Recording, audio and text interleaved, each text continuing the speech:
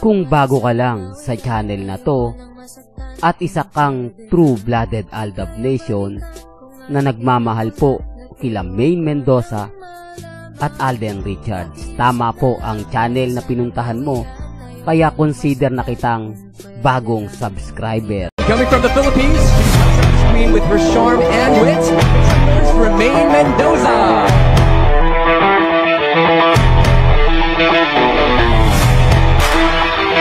Yan, hello po, this is Alden Richards and excited na kami sa pinakamalaking book fair at book experience ngayong taon, ang Philippine Book Festival 2025. Aside from makakabili kayo ng Filipino-authored books, marami rin libreng events katulad ng book launches, meet and greet with authors at publishing talks. Ngayong March 13 to 16 na to sa Mega Trade Hall ng SM Mega Mall. Free entrance po ito, kaya ano pang hinihintay nyo? Tara na, magbasa na tayo ng libro.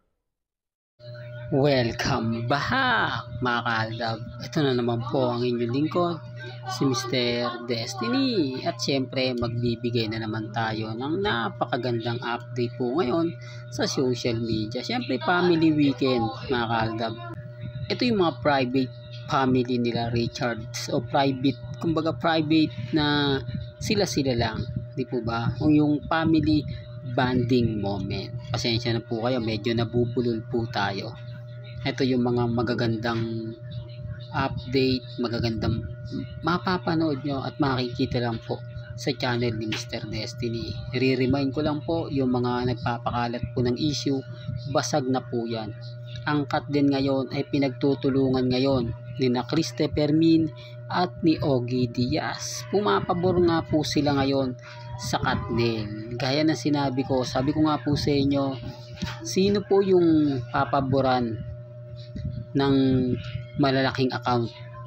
Ang tanging kumukuha lang naman po o nagbibigay ng mga update itong mga maliliit po na channel sa YouTube para lang po makakuha ng mga subscriber ng Kat10. Samantalang ang malalaking account nakatutok nga po sa Katnil. Gaya ng sinabi ni Daniel Padilla, wala pa rin po raw tatalo sa Katnil. Wala pa rin po raw makakatibag sa Katnil dahil alam naman po kasi nila na wala po sa ngayon ang Aldab. Pero pag dumating po yung Aldab, magiging tamemi po sila. Kaya sabi ko nga po sa inyo, yung mga update ngayon ni Ogie Diaz, pabor na pabor po ito sa mga Katnil. At malaking insulto, malaking sampal naman po sa Kat din. Ganun din naman po yung mga update ngayon ni Christopher Min. Talagang pinupush po nila na wala na nga po talagang Kat din. Masakit, pero yan daw po yung katotohanan.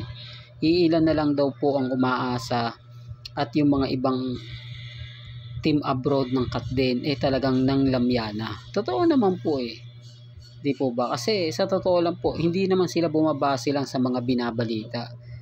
Tinitignan nila yung mga post, mga update nila Meng, nila Alden at ni Catherine. At syempre, sino nga po ba yung mas pupuntahan nila? Yung channel na kukunti lang ang subscriber? Yung channel na nagpapalago lang ng mga viewers? O yung mga malalaking account gaya ni Ogie Diaz na napakarami ng followers? Ganun din po si Christopher Min. Syempre, yan po yung una nilang pupuntahan.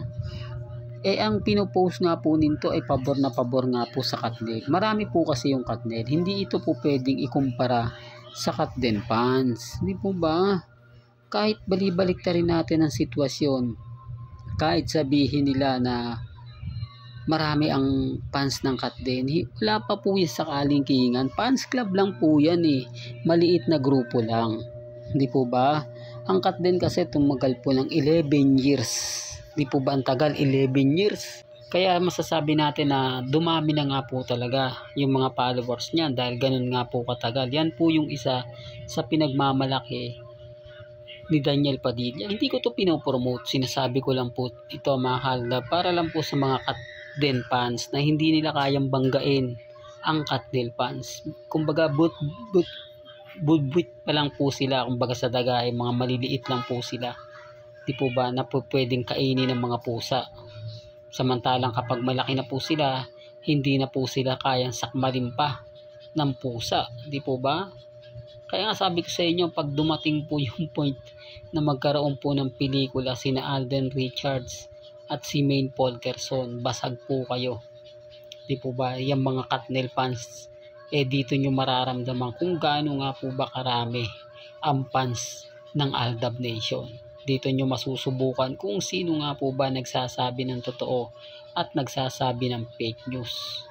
Di po ba? Kasi sabi ko nga po sa inyo mga Kaaldab, may mga bagay-bagay po na mahirap nga po talagang ipaliwanag. May mga bagay-bagay po na mahirap nga talagang ipaintindi. Lalo na nga po sa mga bulag at bingi sa katotohanan. Sa mga magpapakalat ng ganito, magpapakalat ng ganyan, wala pong problema. Hindi po ako namimilit na i-push yung mga bagay-bagay na sinasabi nilang mahirap daw paniwalaan, na sina Alden at si Maine real life couple. Sabi ko nga kung since 2015 ka hanggang 2019, madali tayong magkakaintindihan. Lahat ng mga sinasabi ko sa pool, sa mga nakita mo ng mga panahon ni na Alden at ni Maine, sa pool, sa mga kilig moments nila Mengay, nila Alden sa loob po ng Broadway at sa labas po ng barangay One for all for one.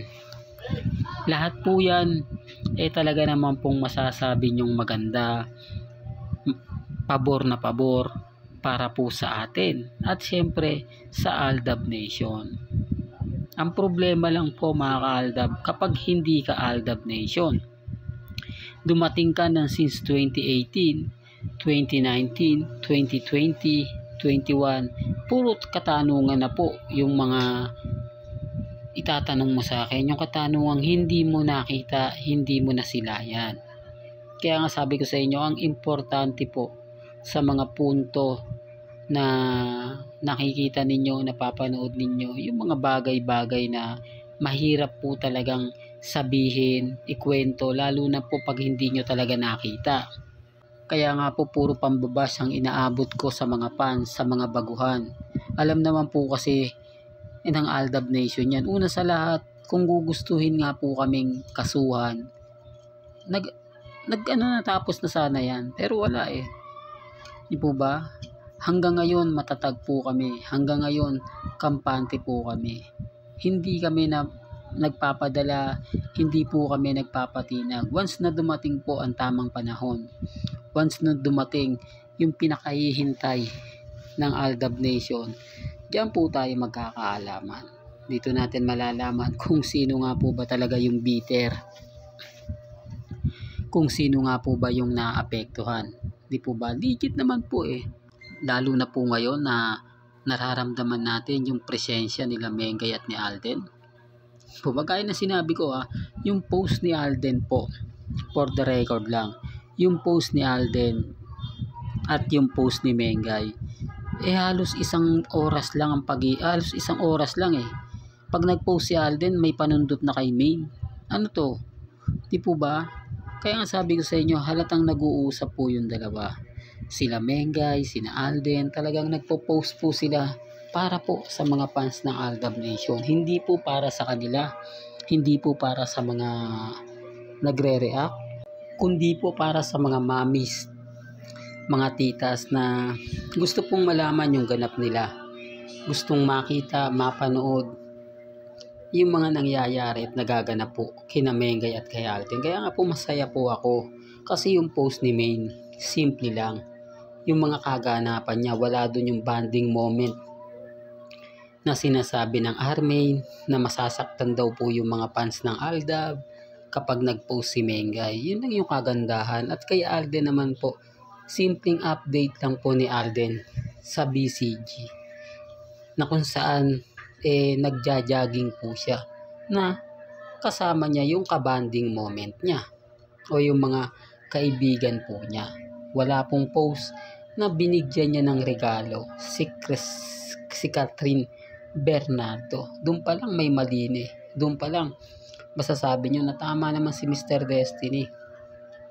Halatang walang pakialam si Alden para kay Catherine at sa mga Katden fans. Di po ba? Well, hanggang dito na lang po ang ating latest updates. Kaya kung gusto niyo pa po ng pinaka-latest at sariwang update, abay tumutok lang po kayo dito po sa channel ni Mr. Destiny para updated po kayo sa mga bago at sa mga latest na i-upload po natin maya-maya lang. Hanggang sa muli, salamat po sa panonood at pakikinig.